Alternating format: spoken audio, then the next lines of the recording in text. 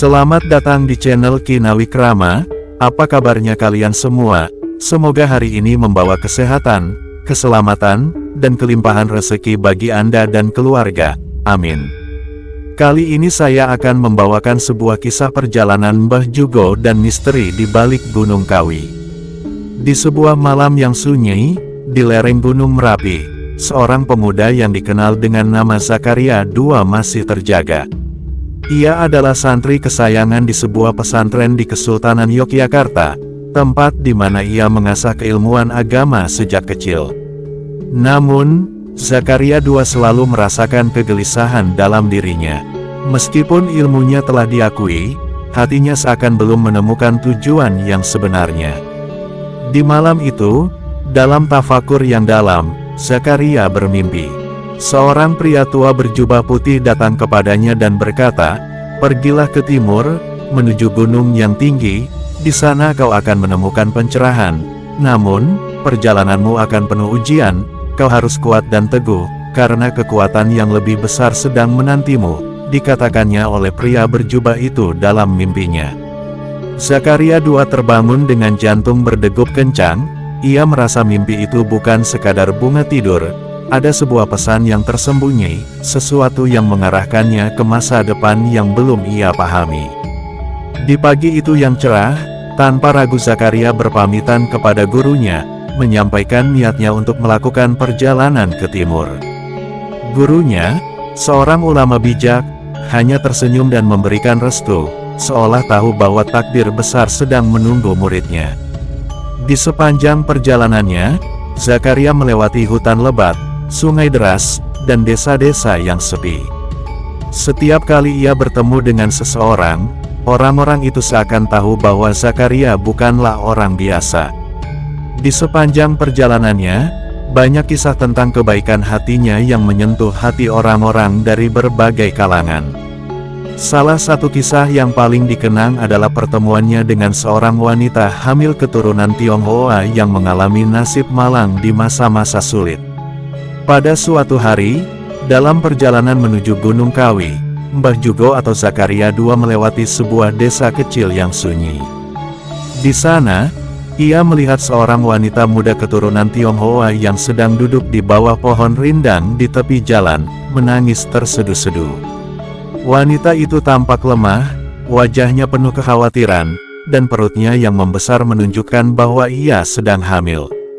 Tidak banyak orang yang lewat, dan tampaknya tidak ada yang peduli dengan kondisinya. Melihat hal itu, Mbah Jugo, dengan rasa belas kasih yang mendalam, mendekati wanita tersebut dan bertanya dengan lembut, "Mengapa kau menangis, Nyonya? Apa yang membuat hatimu begitu terluka?" Wanita itu terkejut, tetapi setelah melihat tatapan penuh ketenangan dari Mbah Jugo, ia merasa nyaman dan mulai bercerita. "Namaku Limei, dan aku sedang hamil. Suamiku, seorang pedagang yang berasal dari Tiongkok, terpaksa kembali ke negaranya beberapa bulan lalu untuk mengurus bisnis keluarganya. Namun, sejak kepergiannya, aku tidak pernah mendengar kabar darinya. Aku kehabisan uang dan tidak tahu harus bagaimana. Aku takut anakku akan lahir tanpa ayah di sisinya." Kesedihan mendalam terpancar dari mata wanita itu. Ia tidak hanya khawatir tentang masa depan anaknya, tetapi juga takut hidup sendirian di negeri asing tanpa dukungan keluarga. Mbah Jugo mendengarkan dengan penuh perhatian. Dalam hatinya, ia merasakan penderitaan wanita ini, yang sedang menghadapi kesulitan besar di saat-saat yang paling rentan dalam hidupnya. Meskipun pertemuan mereka singkat, Mbah Jugo tahu bahwa ia harus melakukan sesuatu untuk membantu wanita ini. Dengan tenang, Mbah Jugo mengambil seikat kecil koin emas yang ia simpan di balik jubahnya, harta sederhana yang ia kumpulkan dari pemberian orang-orang yang berterima kasih atas bantuannya di masa lalu. Tanpa ragu, ia menyerahkannya kepada Limei dan berkata, "Gunakan ini untuk perjalananmu. Kau harus menyusul suamimu di negeri Tiongkok. Anakmu harus lahir dalam pelukan ayahnya. Jangan takut, Tuhan selalu bersama mereka yang berjuang dengan hati yang bersih." Limei terkejut melihat kedermawanan dari pria yang bahkan tidak dikenalnya. Ia berusaha menolak, tetapi Mbah Jugo menekankan bahwa ia memberikan bantuan itu dengan tulus, tanpa mengharapkan balasan apapun. Kekayaan tidak berarti apa-apa jika tidak digunakan untuk membantu orang lain.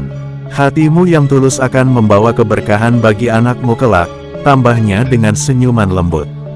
Namun, tidak semua yang ia temui bersahabat. Di salah satu desa kecil, ia berhadapan dengan sekelompok perampok yang mencoba merampas barang-barangnya. Namun anehnya, ketika para perampok mendekat, mereka melihat kilauan cahaya di sekitar tubuh Zakaria, membuat mereka mundur ketakutan. "Makhluk apa kau ini?" salah seorang dari mereka berteriak, sebelum akhirnya mereka semua kabur meninggalkannya. Zakaria sendiri tidak memahami apa yang terjadi, ia hanya merasa bahwa ada kekuatan yang melindunginya.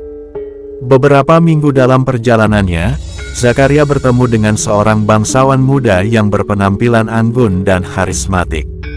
Namanya adalah Raden Mas Iman Sujono, seorang pangeran dari Mataram yang juga memiliki kegelisahan spiritual yang sama. Keduanya segera menjadi sahabat akrab setelah berbagi cerita tentang tujuan hidup mereka. Sujono bercerita bahwa ia juga mengalami mimpi serupa, di mana seorang pria tua meminta mereka untuk bertemu di sebuah tempat yang disebut Gunung Kawi. Mereka kemudian melanjutkan perjalanan bersama, melintasi berbagai rintangan, termasuk cuaca buruk, hutan yang penuh dengan hewan buas, dan gangguan dari orang-orang yang ingin menghalangi perjalanan mereka. Namun, yang paling misterius adalah suara-suara aneh yang mereka dengar di malam hari. Suara-suara itu terdengar seperti bisikan gaib, seakan ada sesuatu yang mengamati mereka dari balik pepohonan. Suatu malam, saat beristirahat di bawah langit terbuka, Raden Mas Sujono bermimpi buruk. Dalam mimpinya, ia melihat dirinya berada di dalam istana gelap yang dipenuhi dengan harta karun. Namun, istana itu dipenuhi oleh bayangan-bayangan hitam yang mencoba menguasai hatinya. Ketika terbangun, Sujono menceritakan mimpinya kepada Zakaria. Mereka berdua merasa bahwa perjalanan mereka bukan sekadar perjalanan fisik, tetapi juga perjalanan melawan nafsu dan godaan duniawi. Setelah perjalanan yang panjang dan penuh ujian, Zakaria dan Sujono akhirnya tiba di Gunung Kawi, sebuah tempat yang terpencil namun penuh dengan ketenangan. Begitu sampai, Zakaria merasakan getaran aneh di tanah di bawah kakinya. Seolah-olah gunung itu menyimpan rahasia besar, rahasia yang hanya bisa diungkapkan kepada mereka yang benar-benar mencari pencerahan. Di sebuah gua kecil di lereng gunung, keduanya memutuskan untuk bermeditasi dan bersemedi. Mereka berpuasa selama berhari-hari, merenungi makna hidup dan misi yang mereka emban. Hingga pada malam ketiga, pria tua berjubah putih yang pernah datang dalam mimpi Zakaria kembali muncul. Kali ini, pria itu berbicara langsung kepada mereka. "Kalian telah sampai di tempat yang seharusnya, disinilah ujian terakhir kalian dimulai. Hati-hati, karena godaan terbesar bukanlah dari luar, melainkan dari dalam diri kalian sendiri. Harta, kekuasaan, kemuliaan, semua itu akan menghampiri kalian. Namun, jika kalian tergoda, kalian akan kehilangan segalanya." Hari-hari berlalu, dan seiring waktu, kehadiran Zakaria dan Sujono mulai diketahui oleh penduduk sekitar. Orang-orang datang untuk meminta nasihat, dan lambat laun, mereka dikenal sebagai sosok bijak di Gunung Kawi.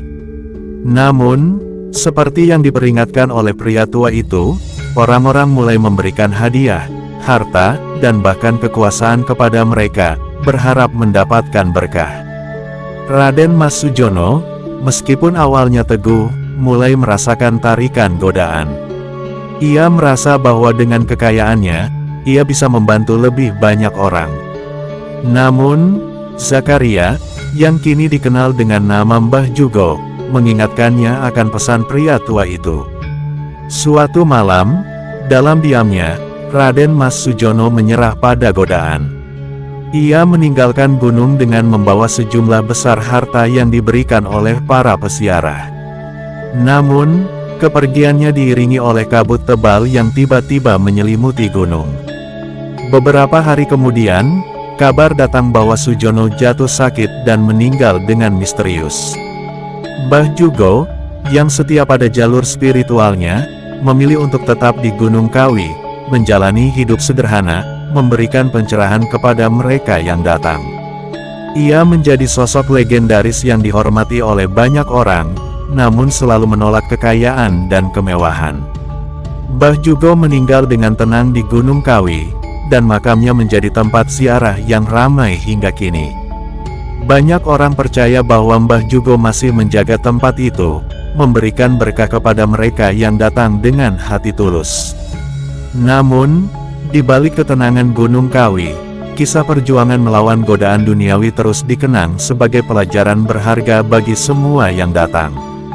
Setelah kepergian Mbah Jugo, aura mistis di Gunung Kawi semakin kuat. Orang-orang yang datang berziarah mulai bercerita tentang pengalaman spiritual yang luar biasa. Beberapa orang yang datang dengan hati tulus, berdoa di makam Mbah Jugo, mengaku mendapatkan berkah luar biasa.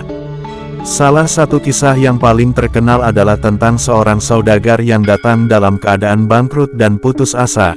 Kemudian setelah berziarah di makam Mbah Jugo, bisnisnya tiba-tiba melesat dan kekayaannya meningkat tajam. Kabar tentang kejadian-kejadian ini menyebar cepat di antara para pedagang, saudagar, hingga pengusaha kaya. Semakin banyak orang yang mendatangi Gunung Kawi dengan harapan mendapat berkah serupa. Namun, disinilah cerita mulai berubah. Tidak semua yang datang memiliki niat yang tulus.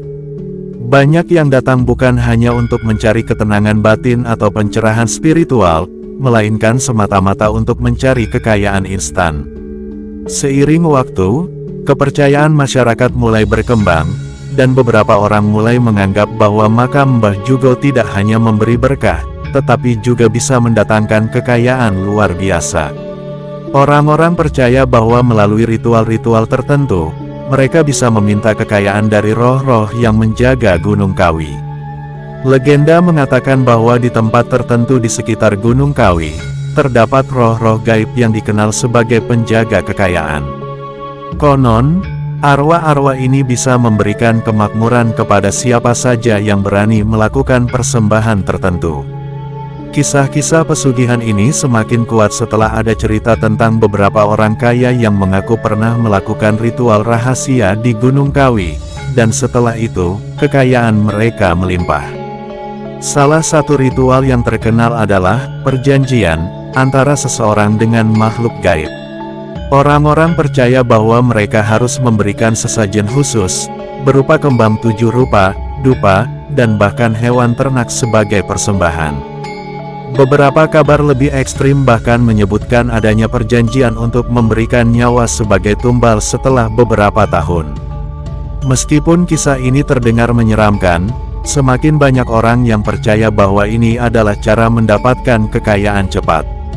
Kisah Raden Mas Sujono yang meninggalkan Gunung Kawi setelah tergoda oleh harta juga menjadi bagian dari legenda pesugihan ini.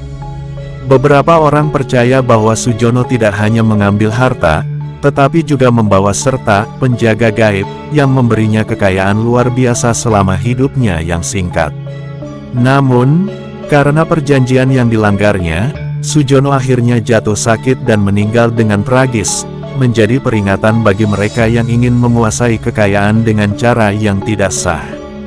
Kematian Raden Mas Sujono menjadi cerita peringatan di antara masyarakat, namun alih-alih menghentikan kepercayaan tentang pesugihan, justru memperkuat keyakinan bahwa Gunung Kawi memiliki kekuatan besar yang bisa memberikan kekayaan sekaligus membawa malapetaka bagi mereka yang serakah. Pesugihan akhirnya menjadi mitos kuat yang menyelimuti Gunung Kawi. Seiring waktu, Gunung Kawi semakin dikenal sebagai tempat untuk mencari pesugihan. Setiap tahunnya, peziarah dari berbagai kalangan mulai berdatangan, bukan hanya untuk berdoa di makam Mbah Jugo, tetapi juga untuk melakukan ritual pesugihan dengan harapan mendapatkan kekayaan. Beberapa orang datang dengan hati tulus, tetapi semakin banyak yang datang dengan niat untuk memperkaya diri dengan cara cepat. Di malam-malam tertentu, terutama pada waktu-waktu keramat seperti malam Jumat Kliwon, suara-suara aneh sering terdengar di sekitar makam Mbah Jugo. Orang-orang melihat bayangan-bayangan gelap, mendengar bisikan gaib, dan bahkan melihat sosok-sosok misterius yang berwajah tidak manusiawi di sekitar area ritual. Banyak yang percaya bahwa makhluk-makhluk ini adalah penunggu gaib Gunung Kawi yang menunggu mereka yang datang dengan persembahan dan permintaan. Mitos Gunung Kawi semakin terkenal ketika kisah-kisah sukses pesugihan mulai muncul. Ada beberapa pengusaha yang mengaku bahwa mereka tiba-tiba mendapatkan keberuntungan setelah melakukan ritual di sana. Beberapa bahkan menjadi kaya raya dalam waktu singkat, memperkuat keyakinan bahwa tempat ini memiliki kekuatan gaib untuk mendatangkan kekayaan. Namun, di sisi lain, cerita-cerita tragis juga mengikuti. Banyak yang melaporkan bahwa mereka yang kaya raya setelah melakukan pesugihan di Gunung Kawi kemudian mengalami nasib buruk, usaha mereka bangkrut, keluarga mereka terkena musibah, atau bahkan mereka sendiri jatuh sakit secara misterius. Kepercayaan akan tumbal semakin kuat, di mana orang percaya bahwa kekayaan yang didapat dari pesugihan harus dibayar dengan pengorbanan besar, termasuk nyawa orang terdekat. Salah satu kisah yang terkenal adalah tentang seorang pengusaha kaya yang mendadak jatuh miskin setelah anaknya meninggal secara misterius. Orang-orang percaya bahwa ini adalah akibat dari perjanjiannya dengan makhluk gaib di Gunung Kawi. Keluarganya hancur, dan ia sendiri akhirnya ditemukan meninggal dalam kondisi yang mengenaskan. Di tengah berkembangnya mitos pesugihan, warisan spiritual Mbah Jugo yang sejatinya sederhana dan penuh pencerahan seakan tertutupi oleh legenda kelam pesugihan. Mbah Jugo, yang semasa hidupnya menolak kekayaan duniawi, kini justru diingat di tengah-tengah tempat yang dikenal dengan mitos kekayaan gaib. Banyak tokoh spiritual dan masyarakat adat yang prihatin akan hal ini, namun kekuatan cerita dan legenda pesugihan terlalu kuat untuk dilawan. Hingga saat ini, Gunung Kawi tetap menjadi tempat yang penuh dengan dua wajah. Di satu sisi sebagai tempat spiritual dan ziarah bagi mereka yang mencari kedamaian, di sisi lain menjadi simbol kekayaan cepat bagi mereka yang tergoda oleh pesugihan. Tempat ini menarik ribuan orang setiap tahun, masing-masing dengan niat dan harapan yang berbeda-beda. Namun, satu hal yang tetap tidak berubah, Gunung Kawi, dengan segala misteri dan mitosnya, akan selalu menjadi bagian dari sejarah dan budaya spiritual Jawa. Tempat ini menyimpan pelajaran besar bagi mereka yang datang, baik tentang kekuatan batin maupun tentang bahayanya terjerat dalam godaan duniawi. Warisan Mbah Jugo tetap hidup, meski dikelilingi oleh legenda-legenda mistis yang terus tumbuh. Perjalanan hidup Mbah Jugo, yang penuh dengan kejadian-kejadian seperti ini, semakin meneguhkan reputasinya sebagai seorang wali yang rendah hati, penuh kasih, dan selalu siap membantu. Bahkan setelah ia mencapai Gunung Kawi dan tinggal di sana hingga akhir hayatnya, kisah-kisah tentang kedermawanannya tetap hidup di hati masyarakat, termasuk kisah tentang wanita hamil keturunan Tionghoa yang ia bantu. Baginya memberi bantuan di saat kesulitan, tidak peduli apakah mereka berasal dari keluarga kaya atau miskin, Muslim atau non-Muslim, Jawa atau Tionghoa, bagi Mbah Jugo, semua orang adalah sama. Ia membantu siapa saja yang membutuhkan tanpa memandang perbedaan, selalu memberikan nasihat bijak dan, jika perlu, bantuan materi bagi mereka yang terdesak. Hingga kini, kisah itu terus menjadi inspirasi tentang kemanusiaan dan kesetiaan pada prinsip hidup yang berlandaskan kasih sayang, melampaui batas-batas etnis, agama, dan perbedaan lainnya. Mbah Jugo menjadi contoh bahwa dalam setiap perjalanan, selalu ada ruang untuk memberikan cinta dan kebaikan kepada sesama. Dan hingga hari ini, Gunung Kawi tidak hanya menjadi tempat ziarah fisik, tetapi juga simbol perjuangan spiritual, di mana setiap langkah adalah ujian terhadap diri sendiri.